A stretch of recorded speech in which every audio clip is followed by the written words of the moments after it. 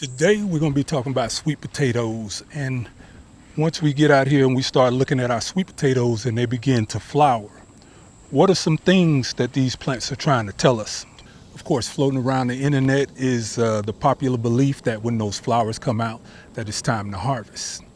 And I'm gonna tell you, that's not exactly what the plants are trying to tell you. Sweet potatoes are photo daylight sensitive, much like our Jamaican sorrels. So as the season starts to change and we start approaching fall, those flowers are telling us exactly what it is they need. Now, if you've been following the channel this year, you know that we talk a lot about the auxins, gibberellins, and cytokinins. Now, what are those exactly? You're talking about three classes of growth hormones in the plant. They stimulate growth and the development of the plant. And you can find those in the tips of these plants. So when we talk about auxins, there's a few things that we want to keep in mind that when we're looking at our sweet potato plant. The auxins are here. These are the young tips and the leaves in the plant. And these cause the cells to stretch the plant's ability to grow towards the light. You see how these leaves right now are folded up in a bucket type motion? That's called phototropism. And that's how it takes in that sunlight in order to benefit from photosynthesis. And that's the plant's ability to take in sunlight and convert that into starches and nutrients to help feed itself. And this also, you think about apical dominance. This is what controls the side shoots. If we remove these tips, which we're going to be doing because we're going to be taking these tips off and creating our FPJs. And these FPJs are going to be what we're going to use going into our fall and our spring garden. So we're constantly talking about closing the loop, and that's what this whole season has been about. And gibberellins make the stems grow longer, stretching between the nodes, these little tenders right here. And they wake up the seeds from dormancy to start germination in the spring and any time we start our seeds. So that triggers the flowering and fruiting growth, which brings us to the whole point of what we're talking about today. What are our flowers telling us about our sweet potatoes? So those cytokinins forces those cells to split and multiply, and they encourage root growth and side branching and buds. They also slow down the aging and the decaying of the plant leaves. So this is where that vigor comes from that you see in the plant leaves. And they work with the auxins to balance the roots versus the shoot growth. So that's why you have a nice even canopy on your plants whenever you look out at them. They grow in symmetrics. So what we're going to do in trying to take advantage of these auxins that's in the tips of these sweet potato leaves, we're going to take all of the tips off of these plants. Now, while we're taking the tips off the plants, we want to start diverting that energy and those starches that's up in these leaves, and we want to reverse that cycle and send those starches back down to those roots, because that's what's going to make those roots and those tubers swell. And that is what's going to make those big sweet potatoes. So when we start talking about why are the flowers flowering, there's a common myth on the internet that says that the flowers tell us that the sweet potatoes are ready. These flowers tell us that it's time to switch up. And instead of using these flowers to reproduce itself, it forces those starches back down to those roots, which swell those tubers and gives it the best chances for survival throughout the winter. That is what the flowers are telling you about your sweet potatoes. So what we're going to do now, we're going to show you some things to help swell those sweet potatoes up, since we know now what those flowers are telling us. So as the clock's ticking, we want to be able to remove these tips as early in the morning as possible, because these indigenous microorganisms and our wild yeast are going to be on the tips of these plants.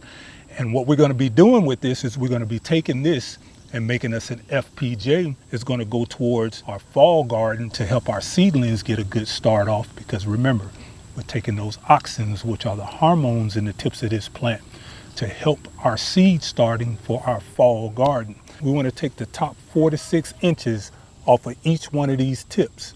And again, that's going to divert that energy back down, because we're going to be breaking apical dominance on these plants.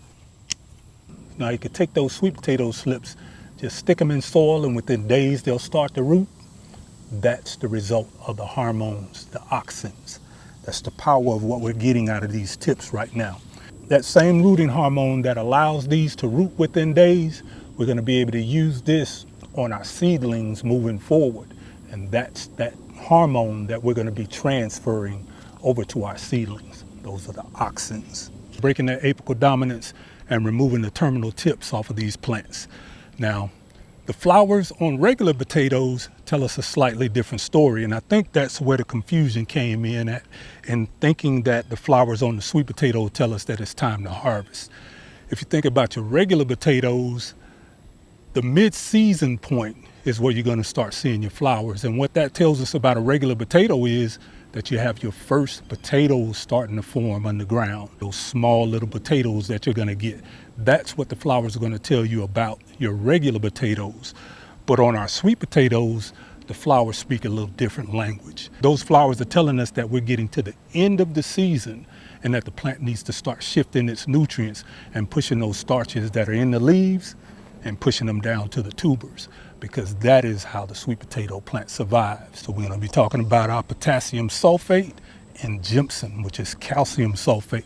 These are the two things that we need to swell those tubers up, to keep from splitting and to create that massive harvest. One of the first things that we're going to do is we're going to add some gypsum into our topsoil here.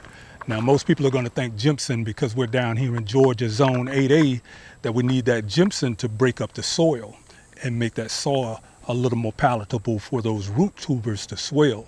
And that is absolutely correct. So we're going to be using the gypsum not only to loosen up that soil around those tubers, but it's also going to be calcium sulfate. So the calcium is going to build the strength and keep those tubers from cracking, but it's also going to be building the cell wall in these plants. So 1 tablespoon of gypsum in this 42-inch round planter here. Push those leaves back, and we're just going to sprinkle the gypsum over the topsoil. That's not only going to break up that soil and make it a little softer for those tubers to spread, but we're adding that calcium sulfate. That's something that those potatoes really need to get that good root expansion. So again, this is a 42-inch garden bed here. And for this 42-inch garden bed, we're only going to use 1 tablespoon of our gypsum, and that's our calcium sulfate. So that sun's starting to come out now. We want to be wrapping this up because we have our fulvic acid out here, and they do not take kindly to that sunlight. So what we have here is our potassium sulfate, or sulfate of potassium. You don't want to use muriate of potash. You don't want to use lime to get these things the calcium that they need, or that sulfate of potassium, because we want something that doesn't have that chloride in it and all the salts in it. And that's why we're using our potassium sulfate. Potassium sulfate is soluble in water. So what we're going to be doing is, since we have a 2-gallon watering container here, we're going to be using 2 tablespoons of our potassium sulfate. And if you really want to break down that potassium sulfate, we're going to add some warm water to it, and that helps dissolve that potassium sulfate. So again, we're going to do 1 tablespoon, 2 tablespoons, and then we're going to take us some warm water, and we're going to make us a mother liquor with it.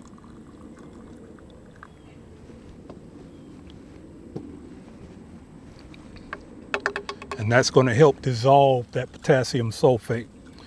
And then we're going to add that over into our water canister. But before we add that over into our water canister, we always want to go to our ascorbic acid to break that chloramine and chlorine bond in that tap water. So for this 2-gallon container that we have in here, we're going to take our smidget 1/32 of a teaspoon, and we're just going to tap that in.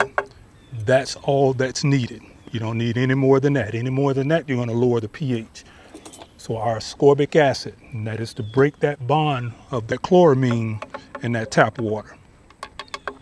And then that way, once we add that to our garden bed here, we're not resetting our microbes, which is something that we've talked about in our waterless series of the garden this year. You're looking at how that dissolves in the water. And like I said, we don't want boiling water, we just want hot water. You're still going to have some granulars left over.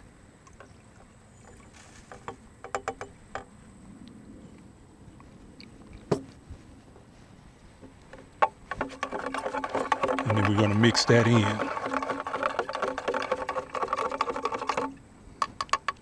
Now to take this a step further, and I know a lot of you guys don't have this, but we're gonna add in a teaspoon of our fulvic acid here.